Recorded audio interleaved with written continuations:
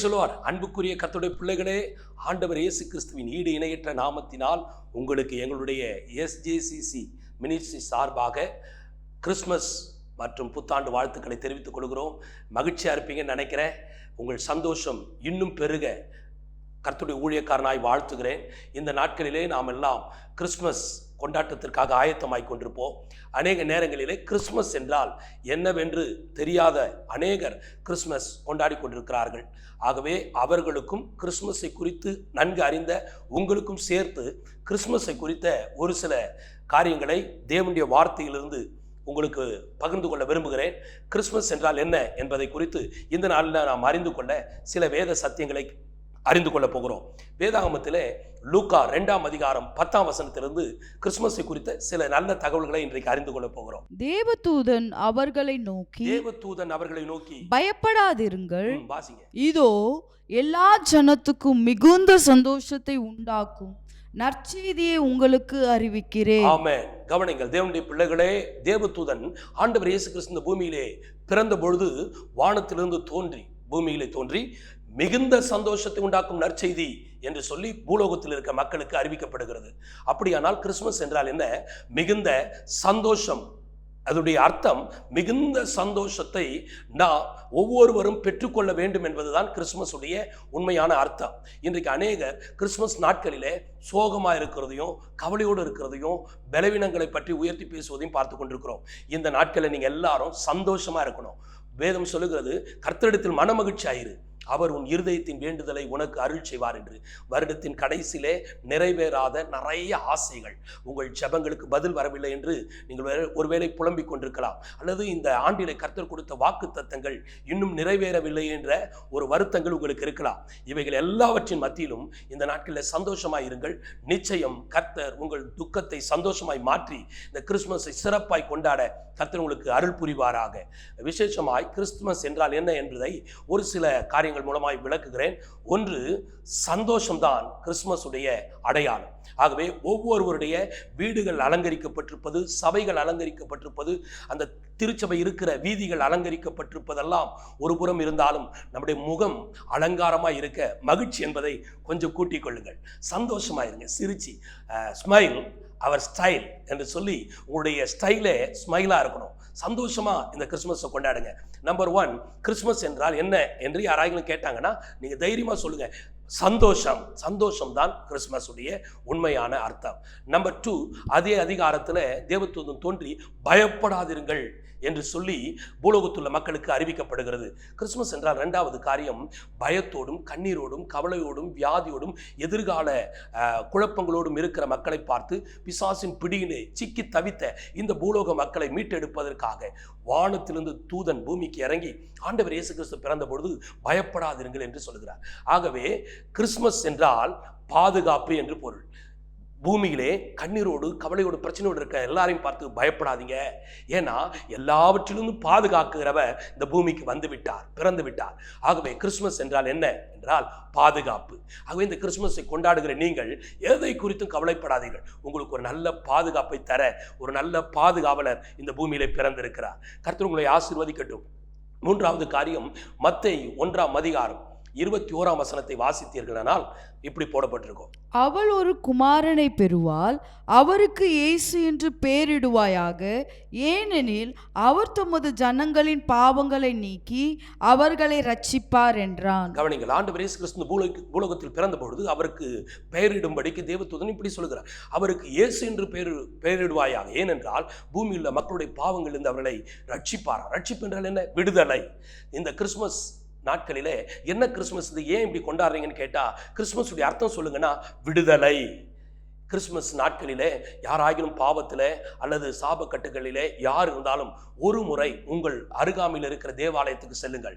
பாவ பிடியிலிருந்து உங்களுக்கு விடுதலை கிடைக்கும், அசுத்தாவுடைய பிடியிலிருந்து உங்களுக்கு விடுதலை கிடைக்கும், சாப கட்டுக்களிலிருந்து விடுதலை கிடைக்கும். கிறிஸ்மஸ் என்றால் விடுதலை, கிறிஸ்மஸ் என்றால் சந்தோஷம், கிறிஸ்மஸ் என்றால் பாதுகாப்பு, கிறிஸ்மஸ் என்றால் விடுதலை. அது மாத்திரமல்ல, லூக்கா 1ஆம் அதிகாரம் 79ஆம் வசனம் இப்படி சொல்லுகிறது, நம்முடைய கால்களை சமாதானத்தின் வழியிலே நடத்தவும் அவ்விரக்கத்தினாலே உன்னதத்திலிருந்து தோன்றிய அருணோதயம் நம்மை சந்தித்திருக்கிறது என்றான். பார்த்தீர்களா? இந்த வசனம் இப்படி சொல்லுகிறது, அருணோதயம் நம்மை சந்தித்திருக்கிறது. கடவுள் இந்த பூலோகத்திலே மனிதனை சந்தித்த அந்த சந்திப்புக்கு பெயர் தான் கிறிஸ்மஸ். கிறிஸ்மஸ்னா என்னங்க? கடவுள் மனிதனை சந்தித்த நிகழ்வு. எவ்வளோ அருமையான விஷயம் இல்லை? நான் அநேக நேரத்தில் என்னை கண்டுக்க யாருமே இல்லை, என்னை பார்க்கறதுக்கு யாருமே இல்லை, நான் ஒரு அனாதை அப்படின்னு யாராச்சும் நீங்கள் சொல்கிறீங்கன்னா, உங்களை கண்டு கொள்ள ஒருவர் இருக்கிறார். 2000 ஆண்டுகளுக்கு முன்பாக அவர் இந்த பூமியிலே பாலகனாய் பிறந்து அவருடைய பெயர் இயேசு என்று அவருக்கு இந்த பூமியிலே அறிவிக்கப்பட்டது. ஆகவே இயேசு கிறிஸ்து மத கடவுள் அல்ல, உங்கள் மனதுக்கு பிடித்த கடவுள். இயேசு கிறிஸ்து மதத்தின் பெயரால் வந்தவர் அல்ல, உங்கள் மனதிலே வாசம் பண்ண வந்தவர். ஆகவே அவர் இந்த பூமியிலே உங்களையும் என்னையும் சந்திக்க வந்த நிகழ்வு தான் கிறிஸ்மஸ். ஆகவே கிறிஸ்மஸ் என்றால் என்ன என்று யாராகிலும் கேட்டால் தைரியமாய் சொல்லுங்கள், கடவுள் மனிதனை சந்தித்த நிகழ்வு. கடவுள் மனிதனை மீட் பண்ணதுதான் கிறிஸ்மஸ். ஆகவே என் அன்புக்குரியவர்களே, இந்த கிறிஸ்மஸ் நன்னாட்களிலே மகிழ்ச்சியோடு நீங்கள் வாழ எங்களுடைய வாழ்த்துக்கள். நீங்கள் சந்தோஷமாய் வாழுங்கள், மற்றவர்களையும் சந்தோஷப்படுத்துங்கள். அது மாத்திரமல்ல, கிறிஸ்மஸ் என்பது பாதுகாப்பு. ஆகவே இந்த நாட்களிலே உங்கள் வீட்டிலே பலவீனப்பட்டவர்களை குறித்து எந்த கவலையும் படாதீங்க. அவங்க சுகமாக இருப்பாங்க, அவங்க நல்லா இருப்பாங்க. உங்கள் வீட்டில் இருக்கிற சூழ்நிலைகளை ஆண்டவர் இயேசு மாற்றி, வாதை உன் கூடாரத்தை அணுகாது, பொல்லாப்பு உனக்கு நேரிடாது என்று சொன்னார் அல்லவா? ஆகவே நல்ல பாதுகாப்பை அவர் உங்களுக்கு வழங்குவார். அது மாத்திரமல்ல, மூன்றாவது காரியமாக விடுதலையை. இயேசு இந்த உலகத்துக்கு வந்ததே விடுதலை கொடுக்கத்தான். எந்த பிரச்சனையில் நீங்கள் இருந்தாலும் இந்த பிரச்சனையை ஆண்டவர் இயேசு மாற்ற முடியுமா? கட்டாயம் மாற்ற முடியும். மனிதரிடத்தில் சொல்லி மாறாத விஷயங்கள், நிறைய இடங்களை தேடி இங்கே போனால் அங்கே போனால் எனக்கு ஏதாச்சும் விடுதலை கிடைக்குமா, நிம்மதி கிடைக்குமான்னு ஏங்கிட்டு இருக்கீங்களா? இயேசு உங்களுக்கு விடுதலை தருவார். வேதம் சொல்லுகிறது, நானே வழியும் சத்தியமும் ஜீவனுமாய் இருக்கிறேன் என்று. ஆகவே இயேசு கிறிஸ்து ஒரு முறை மனதார நம்பி பாருங்கள்.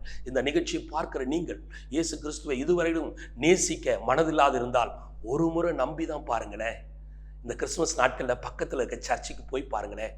உங்கள் குடும்பத்தில் விடுதலை கிடைக்கும். கடன் பிரச்சனை, இந்த விசேஷமாக கடன் சுமையில் நிறைய பேர் அவதிப்படுகிறதை பார்க்குறோம். கடன் சுமையிலேருந்து விடுதலை கிடைக்கும், வியாதியிலேருந்து விடுதலை கிடைக்கும். எதிர்கால பயங்கள், பிள்ளைகளை குறித்த பயங்கள் இருக்கிறதா, அதிலிருந்து விடுதலை கிடைக்கும். சாப கட்டுக்களிலிருந்து உங்களுக்கு விடுதலை கிடைக்கும். நான்காவது விஷயம், இப்படி நான் சொன்ன காரியங்கள் உங்களுக்கு ஞாபகம் இருக்கும் என்று நினைக்கிறேன். தெய்வம் மனிதனை சந்திக்க மீட் பண்ண வந்த நிகழ்வுதான் கிறிஸ்மஸ். அருணோதயம் நம்மை சந்தித்திருக்கிறது. லூக்கா 1:79 அப்படி சொல்லுகிறது. ஆகவே இயேசு கிறிஸ்து இந்த பூமிக்கு வந்தது மதத்தை ஸ்தாபிக்கல்ல, ஒவ்வொரு மனிதனையும் சந்திக்க. ஒவ்வொரு மனிதரும் அவருக்கு தேவை. அதனால்தான் கிறிஸ்துமஸ் என்பது கிறிஸ்தவர்களுக்கான பண்டிகை என்று யாரும் தவறாக நினைத்து விடாதீர்கள். கிறிஸ்துமஸ் என்பது உலகம் முழுதும் இருக்கிற எல்லா மக்களுக்கும் பொதுவான ஒரு பண்டிகை. கிறிஸ்தவர்களுக்கு மட்டும்தான் இது என்று தவறாக புரிந்து கொள்ளாதீர்கள். இது கிறிஸ்தவர்களாகி நீங்கள் யாராகிலும் பார்த்து கொண்டிருந்தால் உங்கள் பண்டிகைன்னு நினைக்காதீங்க.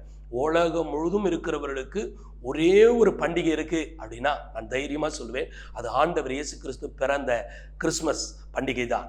அது எல்லாருக்கும் பொதுவான பண்டிகை. ஆகவே சபைகளை கடந்து, மதங்களை கடந்து எல்லாரோடும் இணைந்து இந்த பண்டிகையை கொண்டாடி கர்த்தரை மகிமைப்படுத்துங்கள். கூடுமானால் கிறிஸ்துமஸ் ஆராதனை முடித்துவிட்டு இதை பார்க்கிற கர்த்தருடைய பிள்ளைகள், திருச்சபை போதகர்கள், உங்கள் தெருக்களிலே உங்களை மக்களோடு சேர்ந்து உங்கள் ஊருக்குள்ளே அந்த கேக் கொடுத்து மற்றவர்களோடு மகிழுங்கள்.